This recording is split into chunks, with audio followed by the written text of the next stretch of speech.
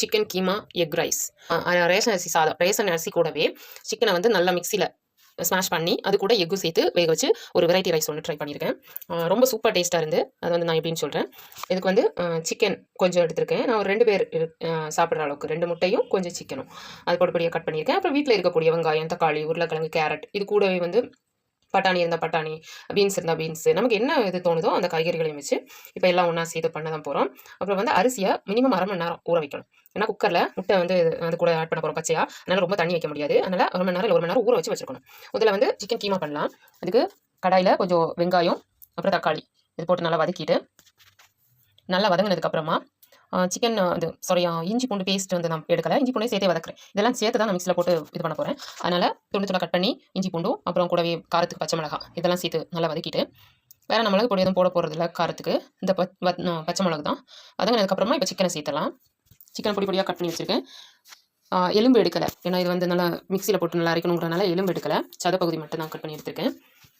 இது போட்டு நீ மசாலா ஆட் பண்ணிடலாம். கொஞ்சம் மஞ்சள் தூள், ஜீரகம், கொஞ்சம் மல்லித்தூள், அப்புறமா இது பிரியாணி ஃப்ளேவர் கொடுக்கக்கூடாது, சாதம் அரிசி சாதம். அதனால் நாமளாக வந்து சிக்கன் சேர்க்குறனால சிக்கன் மசாலா மட்டும் அந்த கொஞ்சம் சேர்த்துக்கிறேன். பிரியாணிக்குன்னு அளவுக்கு ஃப்ளேவர் வேண்டாம், அதனால் கொஞ்சமாக அதெல்லாம் ஆற வச்சு இப்போ மிக்சியில் போட்டு அடிச்சு எடுத்துட்டேன். தண்ணி சேர்க்காமல் இந்த மாதிரி அடிச்சு எடுத்துருக்கேன். நல்லா இதாக எடுத்துருக்கேன். துவையல் மாதிரி இருக்கும், நல்ல ஃப்ளேவராக இருக்கும். இப்போ இதெல்லாம் குக்கரில் போட்டு வேக வச்சலாம். சின்ன 2 பேருங்கிறனால சின்ன சைஸ் குக்கர் தான் எடுத்துருக்கேன். இதில் கொஞ்சம் நெய், அப்புறம் இன்னும் வேணும்னா கொஞ்சம் எண்ணெய் சேர்த்து உருளைக்கிழங்கு, கேரட்டை போட்டு நல்லா வதக்கி எடுக்கிறேன். ஏற்கனவே வெங்காயம், தக்காளி எல்லாம் நம்ம வதக்கி இது பண்ணிட்டு அரைச்சி எடுத்துட்டோம். அதனால் கேரட்டு, உருளைக்கிழங்கு வதங்கினதும் நம்ம இது பண்ணி வச்சுருக்க ரெடி பண்ணி வச்சுருக்க பேஸ்ட்டை போட்டுட்டு அது மேலேயே ஊற வச்சு வச்சுருக்க அரிசியும் போட்டு எல்லாம் சேர்ந்து நல்லா கலந்தாச்சு. இது வரைக்கும் எந்த தண்ணியுமே நம்ம ஆட் பண்ணலை.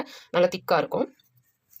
இதில் வந்து இப்போ உப்பு, இப்போ தான் எல்லாத்துக்கும் சேர்த்து உப்பு ஆட் பண்ணுறேன். உப்பு ஆட் பண்ணி கொஞ்சம் அரிசி முங்குற அளவுக்கு தண்ணி, ஒரு கொதியல் வந்ததும் வந்து 2 முட்டை தான் எடுத்துருக்கேன். 2 இல்லை 3 முட்டை போதும். முட்டையை வச்சுட்டு கொஞ்சம் மத்தி வைக்கிறேன். ஒரு சின்ன கொதியல் வந்ததும் நம்ம ஏற்கனவே உப்பு பாத்திரம் கொஞ்சம் அரிசியில் கலக்கி உப்பு இது பண்ணிவிட்டு உப்பு சேர்த்துட்டு கொதிச்சதும் மூடி வைக்கிறேன். மூடி வச்சுட்டு சிம்மிலே இருந்து தான் வேகணும், ஏன்னா தண்ணி கொஞ்சமாக தான் ஆட் பண்ணியிருக்கேன். சிம்மிலே இருந்து வந்து ஓப்பன் பண்ணால் முட்டை வந்து ரொம்ப குழையாமல் இந்த மாதிரி வந்திருக்கு. நல்ல வாசனையே கமகமன்னு வரையினா சிக்கனை வந்து மசாலா சேர்த்து இதெல்லாம் சேர்த்து நம்ம பேஸ்ட் பண்ணி ரைஸோட ஆட் பண்ணியிருக்கோம். வெளிச்சத்தில் கொண்டு போகிறேன். முட்டையோட மஞ்சள் கருவு மட்டும் வெளியே தனியாக தெரியுது. வெள்ளைக்கருவெல்லாம் ரொம்ப அந்த கலங்கியில் அதை சுற்றி தான் நிற்குது.